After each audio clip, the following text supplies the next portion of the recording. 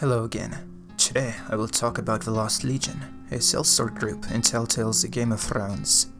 Since the game is based off the HBO show, I would place it as semi-canon. The story follows characters from a minor house named Forrester. In fact, the show itself is already looking like a different version of a story told in the books, so you guys can decide for yourselves, or make it your own headcanon. Some examples being, in the books, Dany has purple eyes, but in the HBO show and Telltale game, Dany has green eyes. However, in the game, people of Valyrian descent, like Tazal, have purple eyes, which is slightly confusing. I guess they wanted to go exactly for the actor's looks. House Forrester is only mentioned in a single sentence throughout all of the novels, and no members of its family have appeared. We only know that they are sworn to House Glover of Deepwood Motte. I would say that the characters and groups created for the game could exist in the vast world of ice and fire, and everything mentioned has neither been confirmed nor denied. Point is, there are many stories happening in Westeros and Essos simultaneously with the main story, and Telltale's game is above fanfiction, but not on the same level of canon as the HBO show. There is a group of sellswords operating in Essos. They are known as the Lost Legion, and they claim to be the blood of old Valyria. Their claim is not all that far-fetched, as many of their members have eyes of indigo, lilac, and violet. All over Essos, one can find Valyrians with purple eyes, pale skin, and silver hair. Although the doom of Valyria may have destroyed the Heartland, the Valyrian race lives on all over Essos and in some parts of Westeros. In the free city of Lys, these features are very common, and many small folk have them. For instance, in A Dance with Dragons and The Winds of Winter, a sellsword of a golden company known as Lysonomar is of a Valyrian race. The Lost Legion's members are likely fourth-born sons of nobles, seeking fortune and adventure, as they would likely never inherit their father's lordships. The Lost Legion has fought in Yunkai, Volantis, and probably many other conflict zones all over the continents. In total, we see around 24 members of the Lost Legion, most of which die as the story progresses.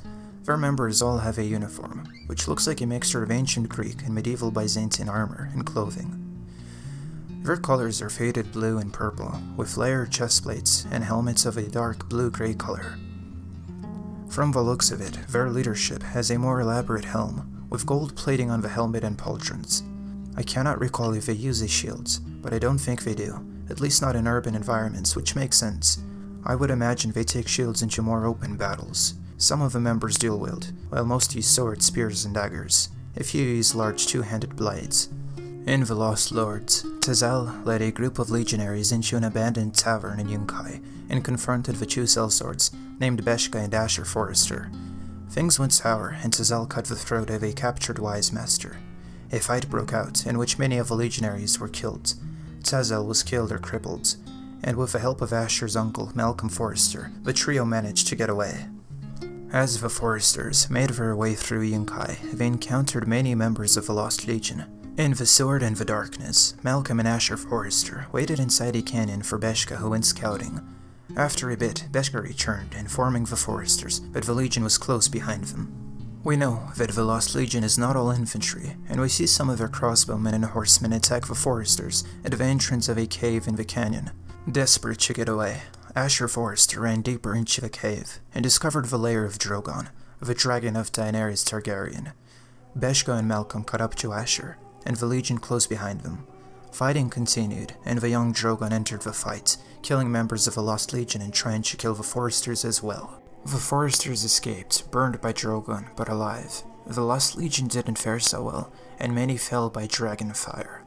The legionaries, most of whom were Valyrian, were killed by one of the supposedly 3 dragons left in the world.